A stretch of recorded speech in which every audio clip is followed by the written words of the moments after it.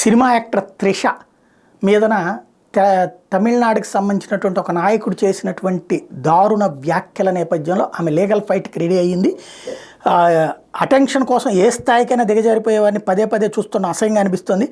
అట్లాంటి వాళ్ళపై కఠినమైన చర్యలు తీసుకోవాల్సిన అవసరం ఉంది. ఇకపై నేను చేయాల్సింది నా లీగల్ టీమ్ చూసుకుంటుందంటూ ఎక్స్లో ఘాటుగా స్పందించారు త్రిష.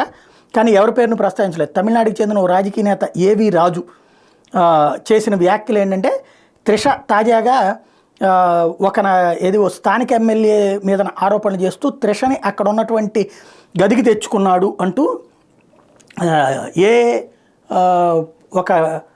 దాన్ని ఏమంటారు గెస్ట్ హౌస్కి తెచ్చుకున్నాడంటూ ఒక ఎమ్మెల్యే మీద ఆరోపణల కోసం ఏవి రాజు అనేటువంటి ఒక తమిళనాడు లీడరు త్రిష గురించి రైజ్ చేశాడు.